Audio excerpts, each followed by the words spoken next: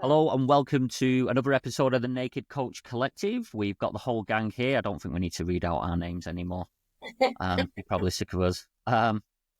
And as we've mentioned on the past couple of episodes, we're kind of changing things up in the new year. And one of the monthly discussions that we're going to be having is a topic of conversation, just a general topic. And this week, I have chosen to talk about male suicide. I've got some stats that I wanted to read out to you. And obviously, if there is anyone in a situation where they're thinking of committing suicide, I will be providing resources in the show notes for you to be able to go and talk to somebody. But the stats that I wanted to read out. So men and boys make up approximately 75 to 80% of all suicides.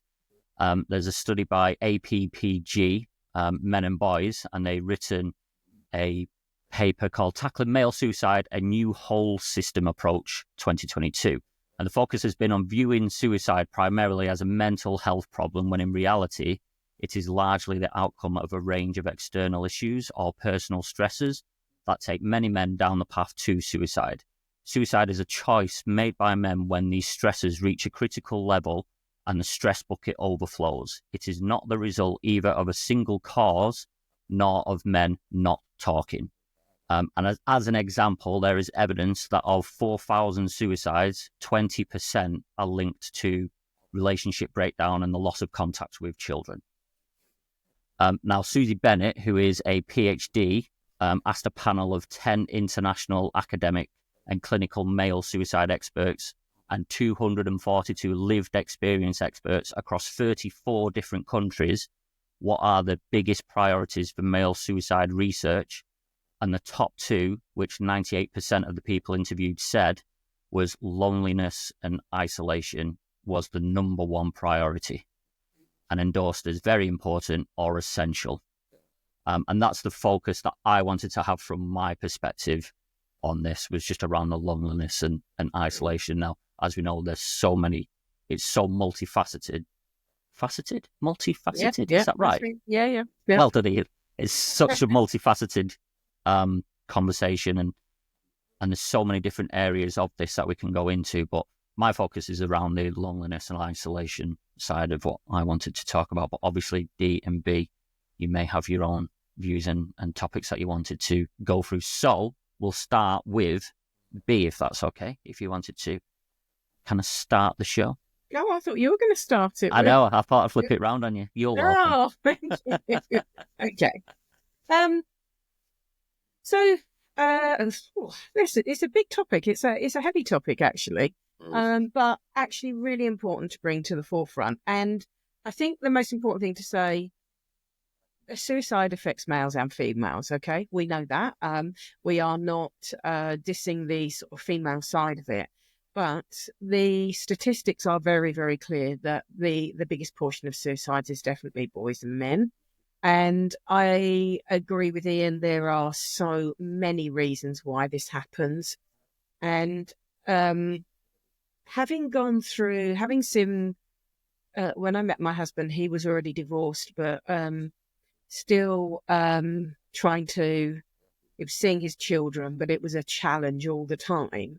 The effects of that on him, I would say that my husband's he's a 50-odd-year-old man now, and he's a very typical, I don't really see him cry very often or get too emotional. And when he was trying to keep contact with his children, it really deduced him to so many emotions. So I can see the relation in the loneliness and in the losing that contact with your children. And I can see how that works. So, and I could see that firsthand, which is really heartbreaking to see. And I think the other thing that I found is just with my husband was to keep talking to him, to keep giving him that safe space to be vulnerable. And I think that's one of the biggest problems with anybody, females as well, is being able to have a safe space where you can be vulnerable, where you can share your thoughts and feelings and not feel guilty about them. I think there's a lot of guilt that comes with feeling that you can't go on or you don't want to go on. And it's not just the sadness that comes from, and the loneliness. It is that guilt, and there is this thing, and I can't bear it when I am out or when I hear someone saying to their son, "Now, come on, man up, be a big boy, be a man of." It's just, I know it's only words, but actually those words can really stick with people. And as they're growing up, they might think that they aren't allowed to share their feelings. They might think that they aren't allowed to cry. They might, and I think that's something, we don't realize all the time how our words can affect things. And having become a coach, knowing what words affected me from my parents without them meaning it when I was 16 and thinking I wanted to do this career and being told basically that wasn't going to happen. I think we just don't realize how our words can have such an effect starting at a reasonably young age. So my perspective really is a case of, if you're aware or that someone's feeling vulnerable, if someone's going, if a man that is going through a divorce or a separation or losing children, or even really like financial stresses for men as well, because men traditionally have been the breadwinners, bringing home the money. And it always reminds me of, I'm going to take this to the Full Monty. I don't know if you've watched that film, but there was a bit in it where Gerald has lost his job, but he doesn't want to tell his wife he's lost his job. And he was like portrayed in that film as maybe like 50s, 60s, I think, in age. And he doesn't want to tell his wife he's lost his job. So he gets up and goes to work every day, but he goes and sits in the park and is trying to apply for jobs. And then all of a sudden, the first thing she knows about it is when the bailiffs turn up on the doorstep.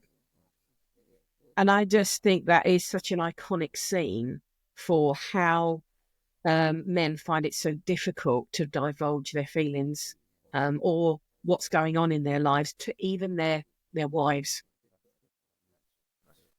Completely agree with everything you just said. I think don't have any kind of first-hand experience of suicide in any way, but in terms of what you're talking about there, the struggle to open up and talk about things is definitely one of them. I grew up in that environment of, be a big boy, be a man. He's looking at you weird across the street, go beat him up, kind of thing. That's the kind of environment that a lot of boys are in, and it doesn't help.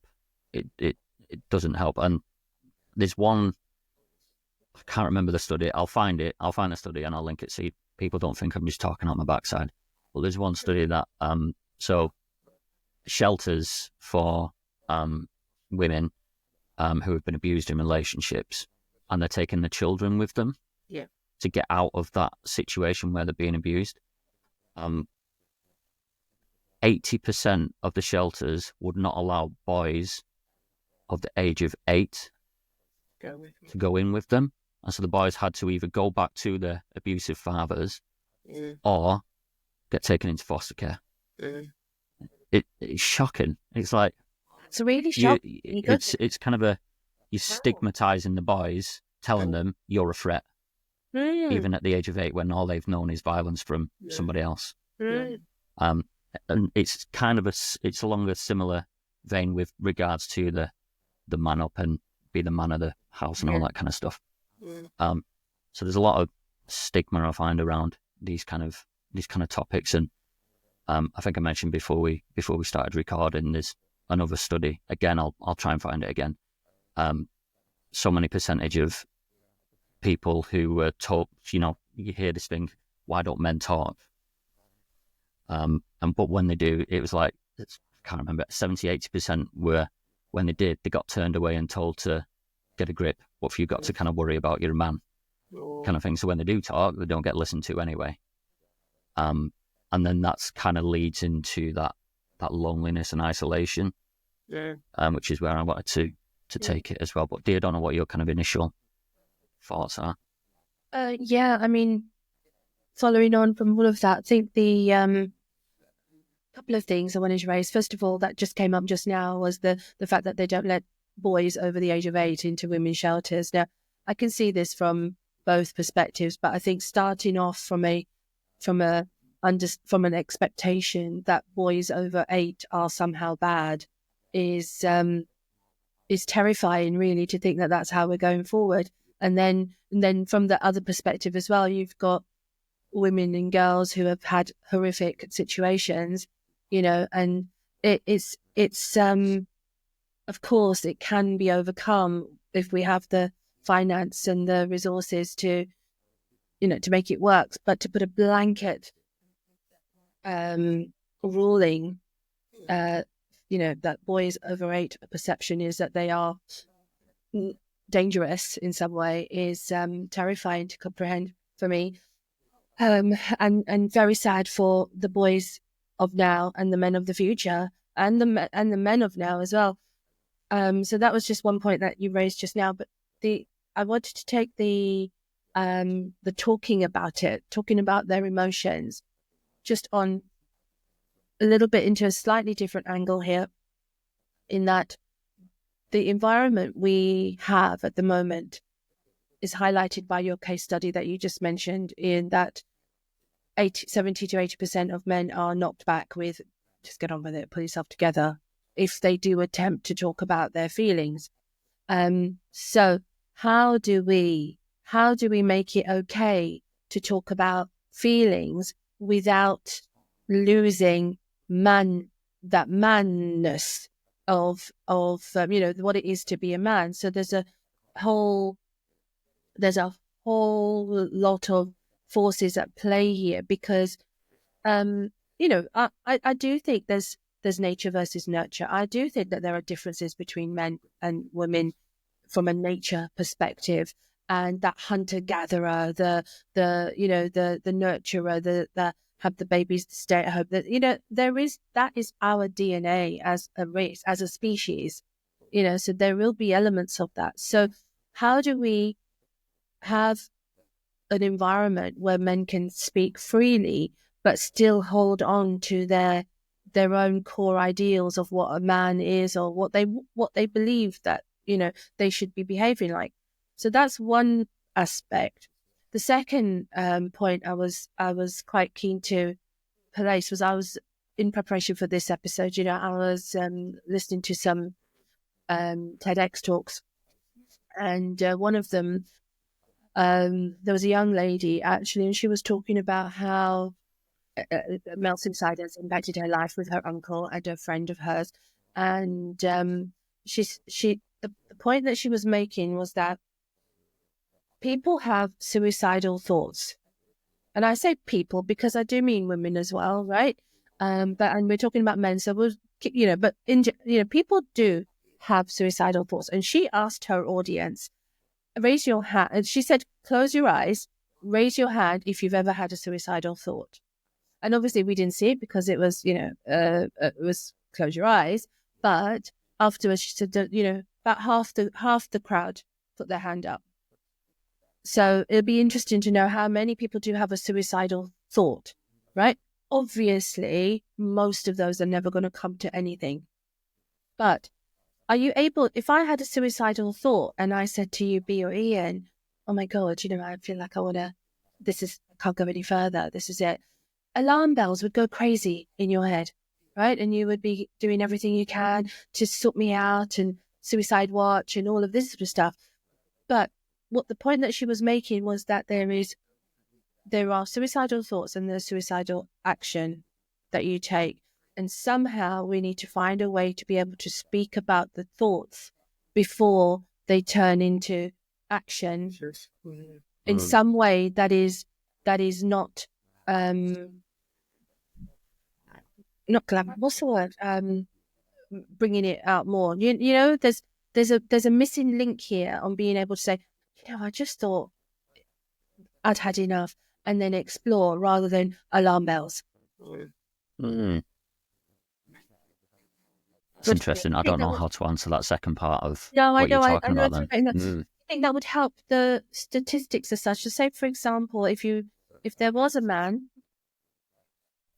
feeling like he couldn't do anything else, he had no other choice. I mean, this is an ultimate act of desperation, right? You really feel like you've got no other choice. But just maybe a few steps before then, you had a moment where you thought, okay, I'm feeling it, but you weren't ready yet. And you spoke to somebody and somebody said, okay, it's a normal feeling. People feel suicidal. Thoughts happen like that, and then start talking about, well, actually, let's think about your options now before they move into a worse state. And potentially there could be some salvaging from a really dire, no more choices situation before we get there. Just because there are helplines that do help. Samaritans is one of the biggest ones, but there are lots of other helplines that will. The culture's not there. Pardon? The culture's not there to talk about. But they will take you from the moment you think about it. You don't have to be actually physically doing it. You can. No. I mean, from my perspective, I've been there. I've had the thought when my sister died, not immediately, but a good year afterwards, having not done anything really, having just got on with it, tried to be strong for everyone else around me, my nieces and nephew, my dad, and that. And it wasn't that outright thought of, I'll do this or I'll do that. It wasn't a plan. It was just a thought in the car one night. I thought, if I just carried on driving, I'd just go off the edge and I'd be with her. It's weird. I have to say, when I thought that thought, the next thought was, fuck, did I just think that? Sorry about the language, but it was how I spoke to myself, because then that was there's something I need to do something now. Something's going on. And I suppose maybe that's just because I spent a lot of time prior to that working on myself. So maybe I just was able to catch it that bit quicker. And that was when I was having grief counselling, and I told her, and that became a safeguarding concern, which then goes through to the doctors, which then you have a conversation and stuff. But I was lucky. I mean, I'd waited 6 months for that grief counselling. Anything could have happened in that 6 months. And that's because I couldn't afford to pay for it at that time. So I had to wait. And that to me highlighted, and the job that I do now very much highlights the lack of funding and services available for any kind of, whether it's suicide, mental health conditions, whether it's thoughts. It is really hard. It is really not easy to access free services when you can access Samaritan stuff and talk to people. They are trained, absolutely. But if you need that ongoing support and help, it is not easy to access. I'm not going to say it is, because it's not. And that's why you end up with so many charitable organisations that are born out of people who have lived experience, who have lost loved ones to suicide or whatever it is. And these charities are born that way. The actual services themselves from our NHS, or they're just overrun, subscribed. It isn't easy. And there is that missing link. I agree, Dee, but we haven't even got the final links. So how do we, do you know what I mean? We haven't got the access easily for any part of it. I don't mean it. I don't mean it from an agency perspective, as per se. I mean it from a perspective of cultural language, how we speak to each other in our cultural way. Like Ian said, 70-80% were told to pull themselves together. But just from a conversation with a friend, if you're having a couple of friends who are talking, so for example, Ian, one of your friends says, do you know I had a suicidal thought? And instead of saying shit or pull yourself together, or, well, you could, maybe the culture could change to be, well, okay, let's talk about that. Why? Yeah, I feel like almost taboo. A taboo topic, right? That's the word. Well, it's taboo. Yeah. Yeah. I think in answer to when you were first talking, Dee, and you were saying, what can we do?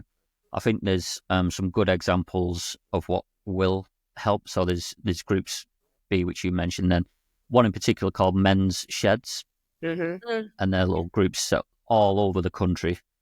And they did some research and found a study that found men open up more and prefer to talk more when they're shoulder to shoulder with someone, side by side, rather than face to face. Thanks you. Which was just a weird little difference between men and women.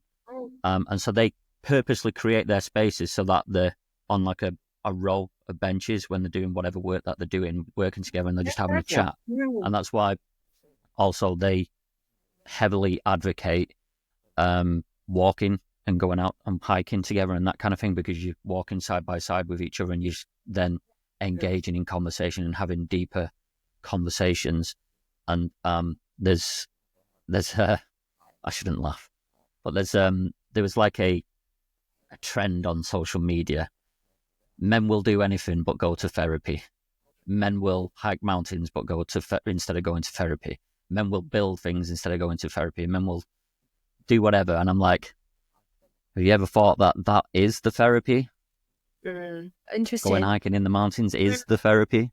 Building things is the therapy. And there's kind of linked to that was a study by Robert. So I can't remember his name. I'll get his name. And he said men need two guy nights out with the mates just to have that social connection. But the comments about that were absolutely shocking. I've got it. I can read some of them out later when I find it, but absolutely shocking. It's crazy the kind of narcissistic view that people have on just having a guy night, because they view it as men just going out getting drunk with each other, which, you know, it's not. It's going out hiking, it's going out building things, doing whatever it is. But the stigma around it, Jesus Christ, you'd thought it'd... So what you read was something that said, just for clarity, I missed it. I think I missed it. So I'll find the study. Bear with. Together, basically. Yeah, 2 nights. They need two guy nights. 2 nights, 2 guys nights a week. Is it, or yeah? month, or that was it. Yeah, nights a week. Okay. I'll find it for you. Bear with. Well, it's interesting you talk about nights out, because I think that's something I was thinking. Is that when women go out together, we generally talk about a lot of things, but one of them will include family relationships, husband partner relationships, moans, whinges, or problems, or what's going on. Emotions. Yeah, we openly generally talk about it, right? In our safe friends groups. Men go out, and I typically hear, "How are you, mate? Yeah, I'm all right. How are you? Yeah," and then they just go on to whatever topics. Yeah, or football or climb a mountain. Yeah, exactly. So I wonder, and actually, I was thinking about you saying shoulder to shoulder, and I was thinking about men in a bar. Like if you go to a bar and there's men and women in it, women are often sitting around the tables looking at each other talking. Men are often standing at the bar, but they're very rarely facing each other. They're usually shoulder to shoulder, looking into their pints, or, you know, looking, or turned around and looking out onto what's going on. Yeah, girls. Yeah, so it's exactly. But it's just interesting, because I do think that it's okay to have men nights out if your group of men talk. You know, so maybe it depends on who you surround yourself with as well. Yeah, I think that's got a lot to do with it. That study is by Robin Dunbar, who's a biological anthropologist, and he says bonds can be formed through a range of activities, from team sports to male banter, or simply having a pint with your pals on a Friday night. However, the key to maintaining strong friendships is to meet up twice a week and do stuff with the 4 people closest to you. And some of the concepts, some of the replies, I'll read these out. A man in a shitty relationship wrote this for sure. Would love to see a study on what women need, probably doing less household chores and childcare. And this is why women don't want to have their babies. Article written by a man-child. Gay man. So 2 days a week, where do you want 2 days a week where you don't want to see your children after work? Sounds so healthy. Give me a break. Women need 7 nights alone. That last one. Oh dear. Yeah. And it's like, so interesting. It's trying to give advice to people to help prevent suicide. It's like these people want to stop suicide, and you chuck in comments like that. It drives me insane. Do you know what I'd say about anything though, and especially in my previous job and this job? Until something affects you, if you don't, we're quite blind. We're oblivious. Okay, so if it doesn't affect you, it's not really happening. Doesn't really exist. It sort of exists. You know it does. You hear the odd thing and go, "Oh, that's awful," and then you just get on with your life. It is the reality. You know, we don't address things and we don't talk about things until they affect us. Often, like I say, I'll hear, you'll hear stuff on the news, but I suppose my last, having close, coming from having a business and then going to work for 2 different companies in challenging areas, my perspectives on things have changed so much, because I'm seeing the reality of it now. Does that make sense? Yeah. Whereas before it was just either what the news fed us and wanted us to believe, or it was our perceptions that we've got from other people growing up, parents, whatever. So I think, some of this stuff that people comment on, just they don't have any kind of lived experience whatsoever. And they're just working from their own situations. So, I think we can take a lot of that with a pinch of salt, because maybe he's publishing what he's researched and decided, and has thought about this. Was it Robin something? Robin Dunbar. Dunbar. I mean, perhaps he's actually publishing his work in the wrong area, in the wrong forum, where he's getting comments like that. I mean, I don't know where was it. Has he published it in a kind of, your magazines that you have, scientific magazines, psychological magazines, that kind of thing. And then someone published snippets of it on Instagram. Oh, I see. Right. Okay. So you've got that one being the main headline of men need 2 guys' nights out.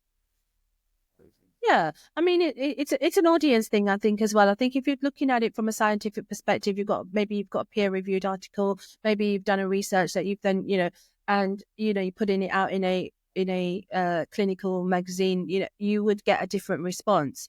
But as soon as you put it on Instagram, which is where most people hang out, I was just about to say that's where most people are, though, right? yeah, most people are hanging out there on Instagram. But even maybe some of those women who made those comments and their partner, they'll see them suffering or something's happening, and they might think about it and think, go out and have a night out with your mates. Maybe it'll help. Who knows? There could be a ripple effect. And this, even though he's getting bad press now, if you like, from Instagram, he still has to keep pushing it. Absolutely.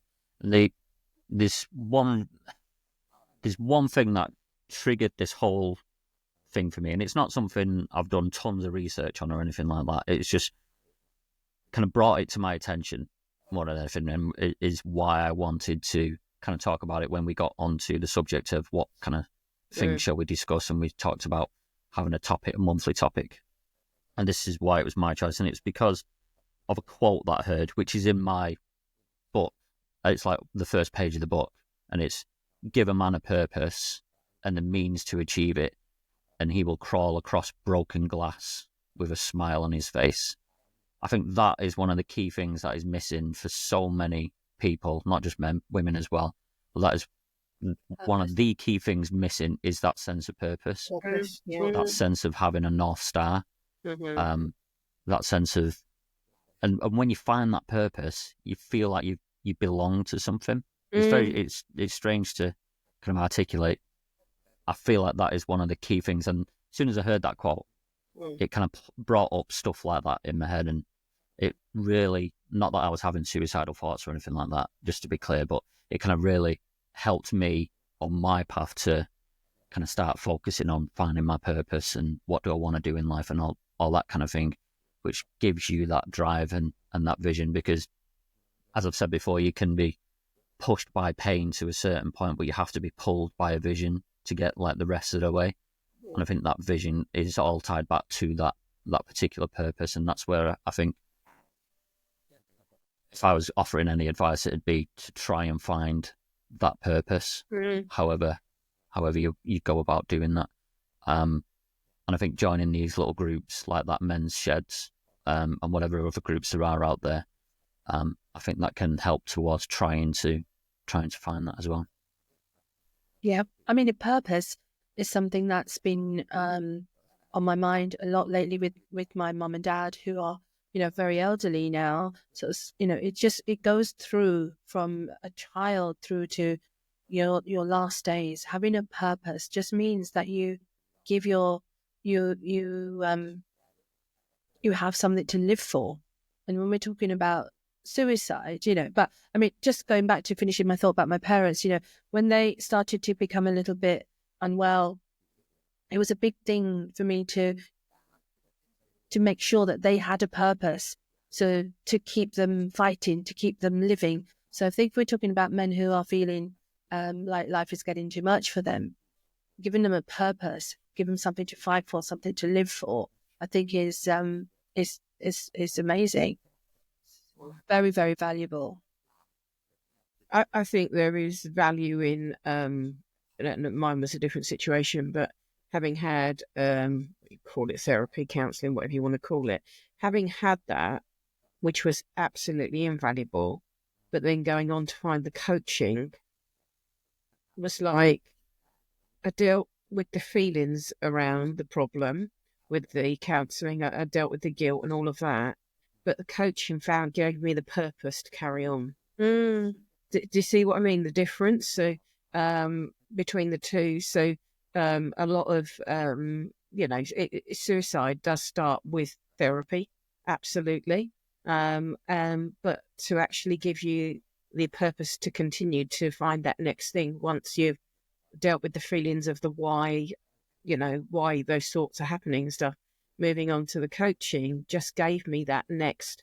I can see the future now. Does that make sense? I can see that I can have a future without her here.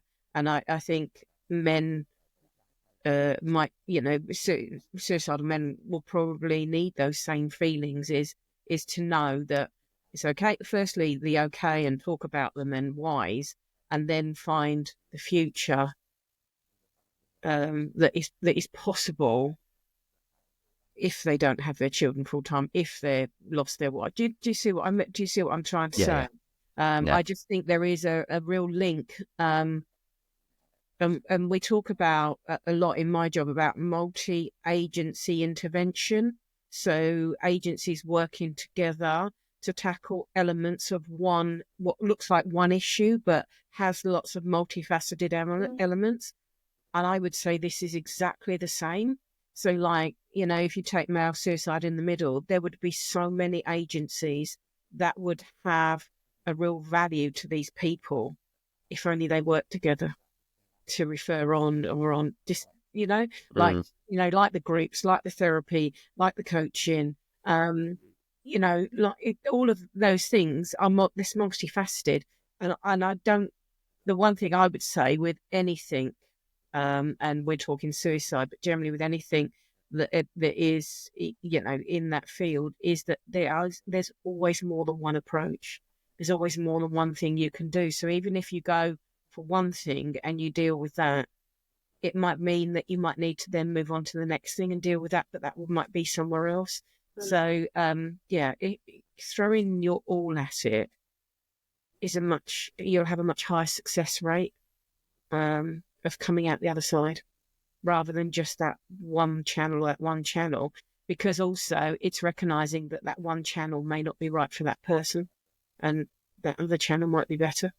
So, I think I do see it as a very multifaceted approach as well. You have to be in it though, don't you? You have to have opened up. That's that first part, is opening up, and it's and maybe it is, like you say, our approach to it when someone says something that is a little, even if it's just, oh geez, I'm having a really tough time. and then they stop at that. Okay, so say a man just goes, you might say two men are out and one might go, oh, how are you? Oh, I'm having a really tough time at the moment. How are you? It's maybe revisiting that. Men are very good at glossing over and going, oh, mate, that's shit. But yeah, I'm having a bit of a tough time as well. But they don't actually talk about it, or he might go, oh, I'm doing all right. Whereas if a woman said that to me, I'd say, do you want to talk about it? What's going on? Do you see the difference in our approaches? And that isn't even someone saying, I think I'm going to, I feel like I don't want to be here anymore. Do you see what I mean? I think it's picking up on the early parts of conversation that we tend to gloss over. Yeah, absolutely agree. Also, it's not always just verbal. No. So support from, especially maybe in guy situations, obviously I'm not a man, I don't know how that works, but from what I can perceive, Ian, if a friend said that to you and you knew that he was not the kind of guy that wants to talk about his feelings, what could you offer him instead? I'd be inviting him out on a walk. Mm. And then we get into a conversation then as we're out on a walk. Like I say,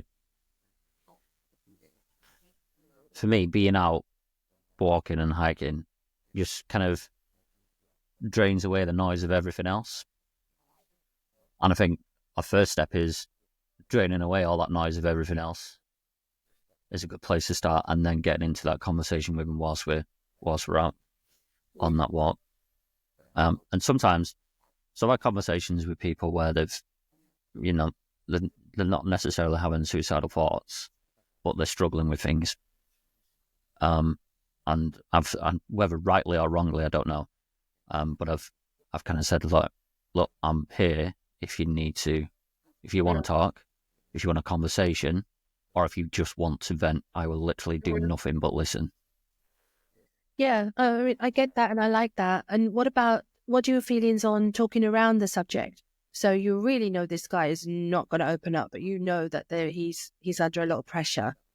What are your thoughts on, maybe talking around it, sort of, for example, say he's got financial troubles, just putting in an agency somewhere that might help, or talking about somebody else, they went to these people, or, they had this sort of a solution.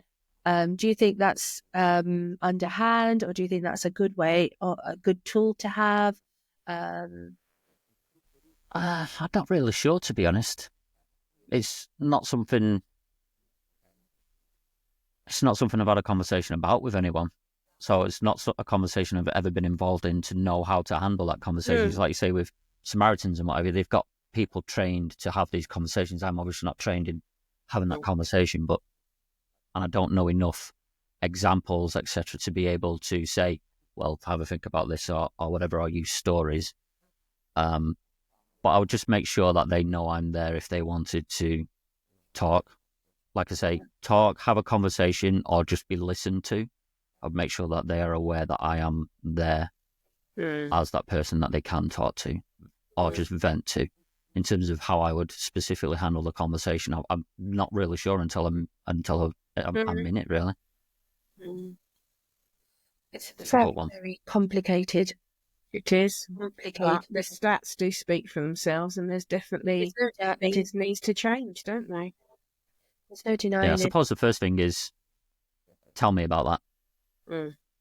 Yeah. Tell me more about that. Would be one of the first questions I'd say. Going back to my original point, if culturally we can make it okay for people to admit that they are feeling that way without consequence. Without that running around and worry and, yeah. Because B, you said, when you raised that thought, right, you were put in the system. Yes, it took 6 months for you to get an appointment, but as soon as you said something to someone... No, I said something when I was in the system, so it took me 6 months to get any kind of help anyway. And that is because if I'd have wanted to have done it in a group, I could have had it sooner. But for me, that just it didn't feel like an option. Okay. Yeah. So I had to wait. But no, I was already having the counselling But part of me wanted to say, well, actually, it was just a thought I was having. I don't need to speak to the doctor. I don't need to clarify myself. I'm just telling you it was a thought I was having, at that point. It wasn't at the point, but it was prior to having the count. So you're right. I mean, there is an element of us that needs to go. I suppose it depends how much you know the person, because the counsellor obviously didn't know me. I was just referred. Whereas if you said that to me, Dee, that wouldn't be my immediate reaction. Do you know what I mean? So I think depends who you divulge that to. Yes. But you are right. As a culture, we have to. Well, we just don't like talking about difficult subjects, do we? Yeah. It's as simple and straightforward as that. And also admitting failure. And I, Yeah. Well, yeah, exactly. Yeah. You think your only way out is to take your own life. Rightly or wrongly, you are feeling failure of some sort. Exactly. Right? Yeah. Who wants to admit and talk about the things that they feel that they're failing at? Exactly. And that's that is cultural. That's not female or male. That is cultural. And when you think about the reasons behind some of this either manning up or debt or career failure or losing your wife, losing your children, when you think about all those things, they're things that people don't want to talk about because they're difficult. Yeah. It brings us back to, choosing who you speak to as well. So, and finding that safe space, that safe person. And sometimes that might be someone you know, but sometimes for some people it can't be someone they know because they don't have that environment of people around them that they feel safe and comfortable to talk to.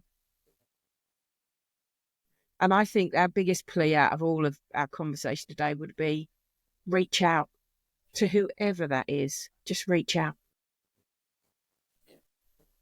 I definitely would agree, but I also think that we need, if you've got, like you touched on this, if you've got nobody to reach out to, you don't even know any kind of agencies or anybody that are going to help you, you really are feeling very, very desperate at this point, from just stop, take a deep breath, give yourself another day, another 2 days. I think I'm not at all advocating self-help. I think you do need to get somebody to talk to, somebody to confide in who is on your side, but if you really are feeling so at that point, then just breathe and just take a breath and take a little time, put whatever action you've got in your mind off for another day. And when you get to that another day, put it off for another day as well. Just keep putting it off until you can figure out that who you can speak to or where you can get some support from. Yeah, agreed. And I think from my perspective, echo what you've both just said, but also from my side is, which you touched on earlier, was the groups. So find a group, and I'll list quite a few in the show notes for people, but there's the 3 that predominantly come to mind is that Men's Sheds, the Samaritans, and then there's one called Mountains for the Mind, which is all about going out hiking with a group of people in the mountains, and they're very much mental health advocates as well. So those are the 3 predominant ones that come to mind, but mine is find a group of people. And find a group doing anything that if it's something you love as well, because it's amazing. I think like loneliness is a big factor. And when you get older, I think this is one of the biggest factors of deterioration in older people is loneliness. When either you lose that lifelong partner or you find yourself living on your own and your family are older, they're busy, you don't see them so much, or you know what I mean? That loneliness is the biggest thing. And the people that I've seen thrive are the ones who get out and join groups and go and do things. And even if I took my dad, who has Alzheimer's dementia, when he's out in his groups doing things, he's so much more he's so much better than when he's just sitting at home in his chair, just watching TV. I mean, he's not on his own, you know, he can't be on his own. But the point is that interaction with other people just is so vital. We are a race of people that are not born to be isolated or on our own. And I think that's really important to recognise. Yeah. Well said. Okay. Mm. Anything else? No, I think Just to wrap up? Very, very interesting topic you've chosen, Ian. Yeah, very interesting. You pushed. It's really good actually, because I will say to the listeners that we don't pre-plan. So Ian sort of bounced us this literally probably Yesterday. not that long, yesterday I think it was. Yesterday. It's like, oh, okay, yeah, what we can, and then we have our thoughts around it, and it will be the same for whatever topics Dee chooses and I choose. So it's nice that we can share different perspectives, different points of views, and not do it having, you know, swatted up on the subject at all. And Ian, the only reason you did was because you went down a rabbit hole with it and you were quite honest about it. Yeah. Yeah, I quite like the not planning, not telling each other what our topic is going to be until like maybe the day before, so we can just kind of gather our initial thoughts on what it's going to be, on what it's going to be. I'm going to choose so a good one for Ian. It keeps one here as well, doesn't it? So we've got Yeah. All right. yeah. Did you know what? One more thing before we go as well. You know, you touched right at the beginning, loneliness and isolation. I think that's another topic there for another podcast. Absolutely. Yeah. All right. Excellent. Well, that wraps up another episode. Like, subscribe, share, thumbs up, 5 stars, whatever it is that are on whatever platform it is that you're listening to. It would be very much appreciated. And remember, folks, Be there. Be there. be bear. Oh my God! I was leaving as long a pause as possible because of you shouting at me last time. Okay, guys, just so we know, Ian is slow with the be bear bit, and I think we're going to have to take him out of the middle and put him at the beginning. But try this one more time. Here we go. Until next time, everyone. Be there. Be bear. And be naked.